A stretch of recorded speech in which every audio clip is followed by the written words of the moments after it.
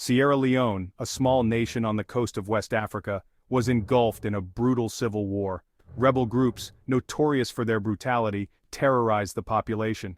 They wanted to control the country's diamond mines. Thousands of civilians were killed or maimed. Many more were displaced from their homes. The situation was desperate. The world watched in horror. The rebel groups led by figures like Foday Sanko were ruthless. They used child soldiers, forced amputations and sexual violence as weapons of war. The legitimate government of Sierra Leone was struggling to survive. They were outgunned and outmaneuvered. The future looked bleak for this once peaceful nation. The international community was aware of the crisis. The United Nations had a peacekeeping force in Sierra Leone. However, they were ineffective. They were outmatched and lacked the resources to stop the violence. The situation demanded a decisive intervention. The people of Sierra Leone desperately needed help. This is when Great Britain, the former colonial power, decided to act.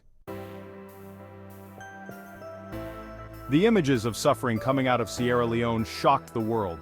The British government, led by Prime Minister Tony Blair, felt a moral responsibility. They decided to act. The British had historical ties with Sierra Leone. They were determined to help end the suffering. The British intervention was not just about restoring peace, it was also about upholding human rights. The rebels' actions were abhorrent. Their disregard for human life was appalling. Britain, with its strong tradition of democracy and justice, could not stand idly by. There were, of course, strategic considerations as well. Sierra Leone was a former British colony. The UK had a vested interest in seeing stability restored. A failed state in West Africa would have repercussions beyond Sierra Leone's borders. It could lead to further instability in the region. The decision to intervene was not taken lightly. It was a risky operation. British troops would be deployed to a dangerous conflict zone. However, the British government believed it was the right thing to do. They were determined to make a difference. In May 2000, the British launched Operation Palliser. This was a military intervention aimed at restoring peace and stability in Sierra Leone. The operation was named after a 19th-century British naval captain. This captain had a connection with the region. British forces, with their professionalism and training, quickly made an impact. They secured Freetown, the capital city. This prevented it from falling into rebel hands. British troops, equipped with modern weaponry and technology, provided much-needed support to the beleaguered UN peacekeepers. The intervention was not just about military might. The British forces also engaged in humanitarian work. They provided medical aid and food to those in need. This helped to alleviate the suffering of the civilian population. This humanitarian aspect was crucial in winning the hearts and minds of the people. The British military presence also helped to create a more secure environment. This allowed for the resumption of humanitarian aid and the start of a peace process.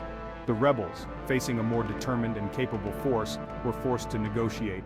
This paved the way for a lasting peace agreement.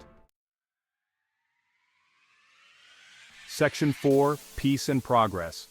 The British intervention in Sierra Leone, while short-lived, had a profound impact. It created the conditions necessary for peace to take hold. The rebels, weakened and demoralized, agreed to a ceasefire. This led to the signing of the Lome Peace Accord in July 1999. With the guns now silent, Sierra Leone could begin to rebuild. The British played a key role in this process. They helped to train and equip a new Sierra Leonean army. They also provided assistance with demobilizing former combatants and reintegrating them into society. The intervention had a transformative effect on Sierra Leone. It brought an end to the brutal civil war. It paved the way for democratic elections and the restoration of the rule of law. This was a remarkable turnaround for a country that had been on the brink of collapse. The British intervention was a testament to the power of decisive action.